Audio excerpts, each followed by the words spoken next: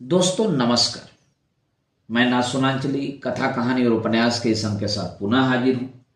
दोस्तों इस समय आप लोग सुन रहे हैं उपन्यास चित्रलेखा, जिसे लिखा है भगवती चरण वर्मा ने। दोस्तों इस उपन्यास के अब तक मैं 10वें परिच्छेद तक का वाचन अपने वाचन के पिछले क्रम में कर चुका हूं, जिसे आप प्लेलिस्ट से जाकर सुन सकते हैं।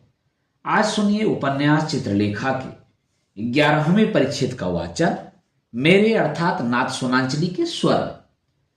चित्रलेखा ने अपने जीवन में न जाने कितनी बार प्रेम की व्याख्या की थी और प्रत्येक बार उसने अनुभव किया था कि उसका पिछला निर्णय गलत था। सबसे प्रथम प्रेम चित्रलेखा के लिए ईश्वरीय था। उसने अपने पति से प्रेम किया था। उस प्रेम में पवित्रता थी, पति के प्रति निसीम भक्ति थी। पति से प्रेम में चित्रलेखा ने अपने अस्तित्व को पति के अस्तित्व से मिला दिया था। नहीं, उसने अपना अस्तित्व ही मिटा दिया था। वह हंसती थी पति को प्रसन्न करने के लिए, वह बोलती थी पति को प्रसन्न करने के लिए, यहां तक कि वह स्थित थी केवल अपने पति के लिए। उसके जीवन का प्रत्येक पल उसके पति को समर्पित था। पति उसका विश्व था, परमेश्वर था और अस्तित्व था। और पति के प्रेम में उसे कितना सुख था। पति से प्रेम उसके आत्म बलिदान की पराकाष्ठा थी। और आत्म बलिदान में कितना सुख होता है यह आत्म बलिदान करने वाला ही जानता है। पति की मृत्यु के बाद उसका संसार अंधकार में हो गया। उसे अनुभव हुआ कि उसकी साधना तथा तपस्या ये सब व्यर्थ गए। उसने कभी कभी आत्महत्या की बात भी सोची, पर आत्महत्या महान पाप है, वह यह जानती थी। उसे बताया गया था कि तपस्या जीवन का प्रधान अंग है और विधवा का कर्तव्य है संयम युक्त साधना। चित्रलेखा ने यह भी किया, पर यह उसके लिए कठिन था। जिस समय तक पति जीवित था वह पूजा कर सकती थी, तपस्या कर सकती थी और साधना में रत रह सकती थी, क्योंकि इन सब का एक केंद्र स्थित था, एक आधार उसके बाद था। केंद्र के टूट जाने पर तन्मयता विचलित हो गई, विश्वास अपना आधार न पाकर डिग गया। इसके बाद उसने कृष्णादित्य से प्रेम किया। इस बार प्रेम दैवी न था, प्राकृतिक था। इस बार प्रेम में भक्ति न थी, केवल आत्मविस्मरण था। इस बार प्रेम में अपना अस्तित्व मिटाना न था, वरन अपने और अपने प्रेमी के अस्तित्व को एक में मिला देना था। कृष्णादित्य से प्रेम में चित्रलेखा ने प्रथम बार पिपासा का अनुभव किया। वह चौंक उठी। पिपासा के महत्व को वह न जानती थी। पति के प्रेम में तो उसने अपने को मिटा दिया था, फिर पिपासा कैसे? इस बार चित्रलेखा ने अपनी इच्छाओं का अनुभव किया। अपने उद्गारों के उग्र रूप को देखकर वह पहले तो कुछ डरी, फिर उसे सुख हुआ। इस बार उसने अपने में जीवन का अनुभव किया। प्रेम भक्ति नहीं है, इसलिए एक ओर से नहीं होता। प्रेम संबंध है, वह दोनों ओर से होता है। प्रेम आत्मा के पवित्र संबंध को कहते हैं। प्रेम में कंपन होता है, पिपासा होती है, आत्मविस्मरण होता है। वहां तृप्ति का कोई स्थान नहीं। प्रेम में आत्म बलिदान होता है, पर वह एक ओर से नहीं, दोनों ओर से। कृष्णादित्य भी चला गया। इस बार चित्रलेखा ने देखा कि प्रेम अमर नहीं है। एक पवित्र स्मृति प्रतिदिन धुंधली होती हुई मिट भी सकती है। बीजगुप्त चित्रलेखा के जीवन में आया। इस बार चित्रलेखा ने प्रेम में केवल पिपासा और कभी कभी आत्मविस्मरण का अनुभव किया, आत्म बलिदान का नहीं। इस बार उसने प्रेम की मादकता को देखा। इस बार प्रेम के साथ उसने ऐश्वर्य तथा भोग विलास के मनोहर रूप को देखा। चित्रलेखा ने एक नई बात और देखी। जीवन में केवल प्रेम ही नहीं है और न प्रेम जीवन का एकमात्र आधार है। प्रेम के साथ अन्य उद्गार भी होते हैं। उसने यह देखा कि स्वयं प्रेम केवल कुछ दिनों तक के सुख का आधार हो सकता है। उसके सुख को अस्थायी बनाने के लिए आत्मविस्मरण होना आवश्यक है, पर आत्मविस्मरण प्रकृति से असंभव है। इसलिए आत्मविस्मरण को उत्पन्न करने के लिए मदिरा की आवश्यकता होती है। इसके बाद वह कुमारगिरी की ओर आकर्षित हुए। कुमारगिरी युवा था, सुंदर था, प्रतिभावान था और चित्रलेखा आगे कुछ न सोच सकी। कुमारगिरी की ओर वह बिना अपनी इच्छा के ही आकर्षित हुई। वह यह समझती थी, पर क्या वह अपनी इच्छा को जानती भी थी? चित्रलेखा कुमारगिरी से प्रेम करने लग गई, इस बार अपने प्रेम के आधार बीजगुप्त के उपस्थित रहते हुए। इसलिए चित्रलेखा को कुमारगिरी के पास जाने का साहस न हुआ था, पर मृत्युंजय के भवन के उत्सव की बात ने उसे साहस दिया। साहस के साथ उसकी मनुष्यता को धोखा देने का एक बहाना भी दिया। उसने मन में कहा, बीजगुप्त को सुखी बनाना मेरा कर्तव्य है। उसे मुक्त कर देना ही मेरा महान त्याग होगा और उसके जीवन को सार्थक बनाना होगा। मुझे बीजगुप्त को छोड़ देना ही पड़ेगा, सदा के लिए छोड़ देना पड़ेगा। उस रात चित्रलेखा सो न सकी। वह इन्हीं बातों पर विचार करती रही। प्रातःकाल उसकी आंख लग गई। वह देर से सोकर उठी।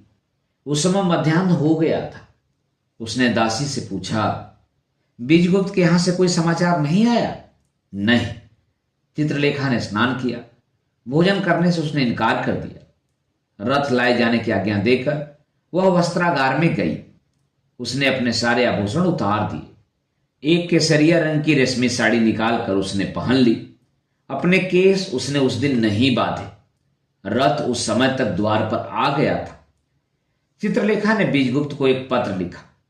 दासी को उसने आज्ञा दी कि वह संध्या समय तक न लौटे तो वह पत्र बीजगुप्त को दे दिया जाए। इसके बाद उसने घर का भार अपनी एक विश्वस्त दासी पर सौंपा। वह दासी आश्चर्य में थी। चित्रलेखा ने केवल इतना ही कहा, आश्चर्य न करना सुनैना, मैं कुछ दिनों के लिए इस वैभव को छोड़ रही हूं। जब तक मैं न लौटूं तब तक यहां की स्वामिनी तुम हो। रथ पर बैठकर उसने कुमारगिरी की कुटी को प्रस्थान किया। राजमार्ग पर रथ छोड़कर चित्रलेखा ने रथवान से कहा, यहां ठहरो। यदि दोपहर के अंदर मैं न लौटूं तो तुम रथ ले जाना, फिर मेरी प्रतीक्षा न करना। जिस समय चित्रलेखा कुमारगिरी की कुटी में पहुंची, कुमारगिरी ध्यानावस्थित बैठे थे। चित्रलेखा वहीं बैठ गई। प्रायः एक पहर के बाद कुमारगिरी ने अपनी समाधि तोड़ी। उसने आंखें खोली तो देखा चित्रलेखा सामने बैठी हुई थी। चित्रलेखा के नेत्र बंद थे। वह कुछ सोच रही थी। उसके शरीर पर केवल एक वस्त्र था। कुमारगिरी ने अभी तक चित्रलेखा का उतावला तथा ऐश्वर्योन्मत्त सौंदर्य ही देखा था, पर इस बार उसने शांत और तेज से भरी हुई चित्रलेखा को देखा। चित्रलेखा के पीले तथा कृश मुख पर शांति की आभा ने उसकी लोलुपता को ढक लिया था। मंत्रमुग्ध सा कुमारगिरी चित्रलेखा की सुंदरता को निरख रहा था। कुमारगिरी ने धीरे से कहा, नर्तकी। चित्रलेखा ने अपनी आंखें खोल दी। गुरुदेव की समाधि समाप्त हो गई?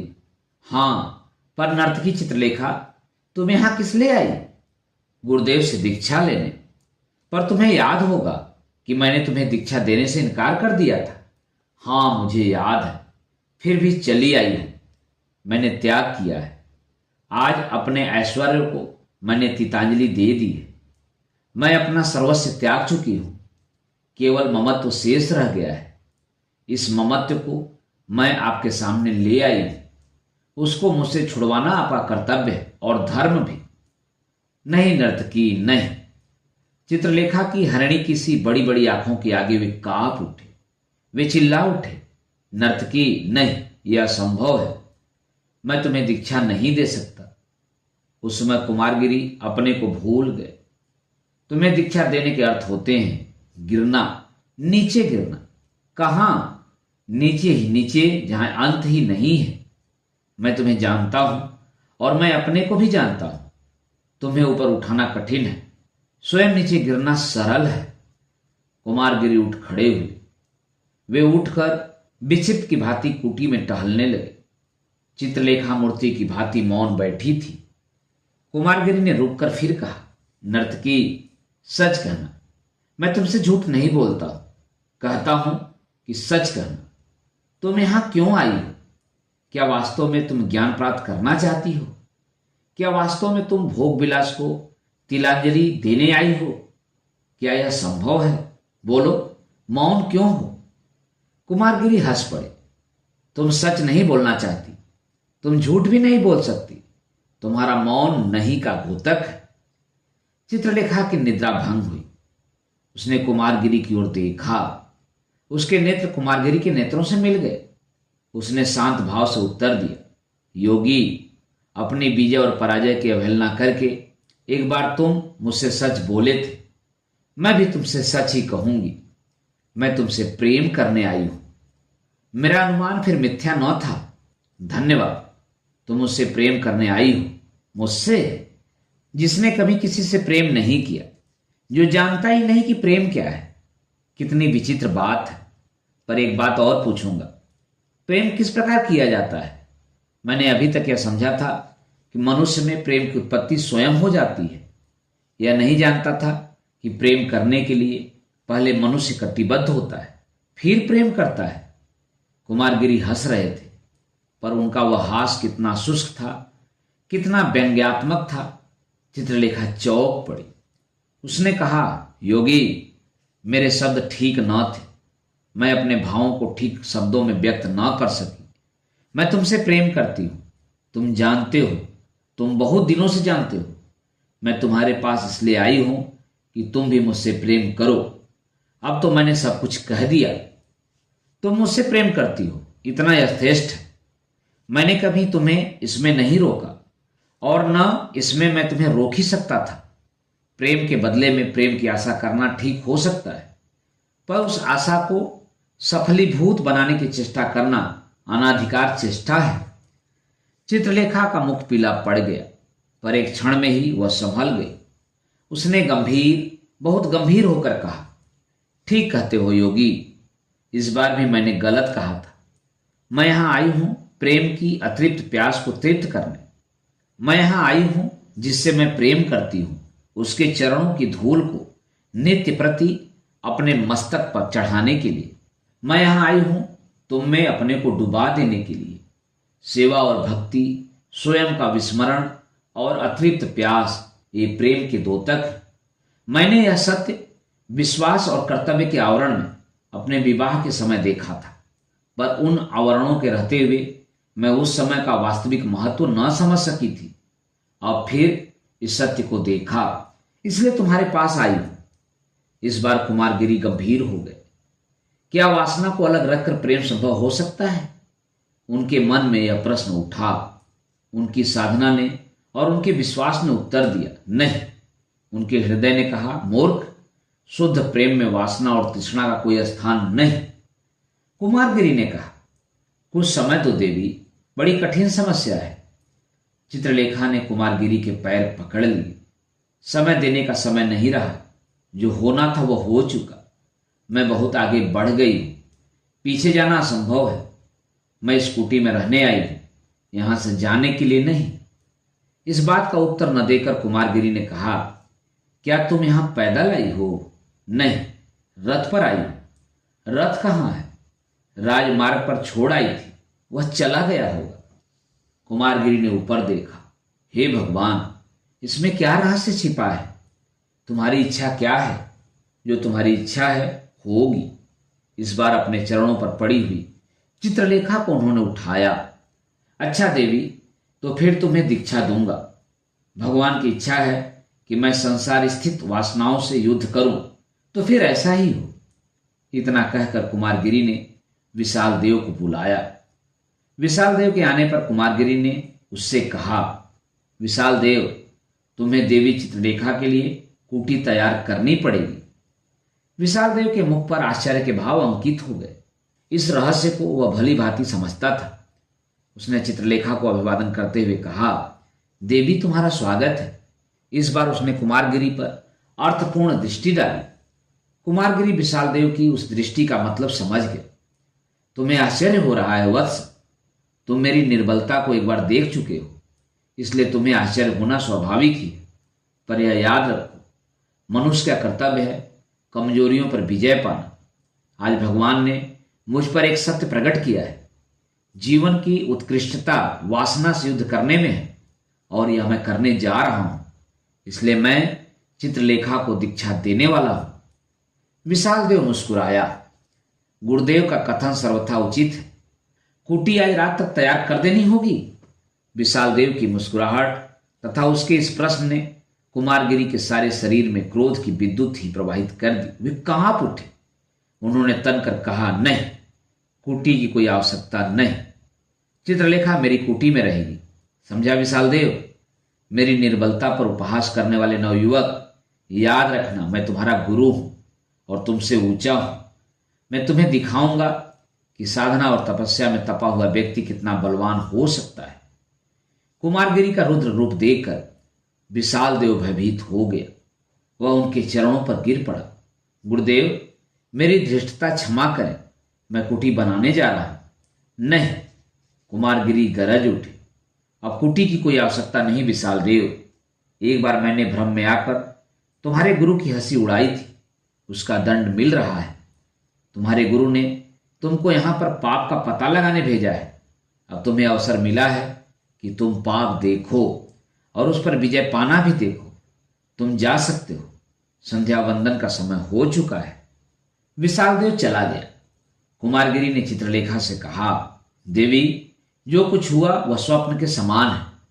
मैं उस पर स्वयं ही विश्वास नहीं कर सकता, पर फिर भी जो होना था वह हो चुका। कभी कभी डर लगने लगता है, ऐसा मालूम होने लगता है कि मैं आग से खेलने जा रहा हूं। चित्रलेखा के मुख पर मधुर मुस्कुराहट नाच उठी। देव, मुझसे भय मत खाना। अपनी साधना और तपस्या में तुम मुझे कभी भी बाधा रूप न पाओगे, इतना विश्वास दिलाती हूं। मैं तुमसे प्रेम करती हूं और प्रेम का अर्थ होता है निसीम त्याग। मैं उसी में सुखी रहूंगी जिसमें तुम्हें सुख मिले। तथास्तु। कुमारगिरी अपने आसन पर बैठ गए। तुम्हें अपने लिए कुछ आसन तैयार करना हो, कुछ तुम विशाल देव से मांग सकती हो। मेरी संध्या की समाधि का समय हो गया। इतना कहकर कुमारगिरी ने अपने नेत्र बंद कर लिए। दोस्तों, अभी आप सुन रहे थे भगवती चरण वर्मा के लिखे गए उपन्यास चित्रलेखा के 11वें परिच्छेद का वाचन मेरे अर्थात नाथ सुनांचली के स्वर में। दोस्तों, इस उपन्यास के आगे के परिच्छेदों का वाचन आप मेरे वाचन के अगले क्रम में सुन सकते हैं। तो जुड़े रहिए कथा, कहानी और उपन्यास के साथ। धन्यवाद। नमस्कार।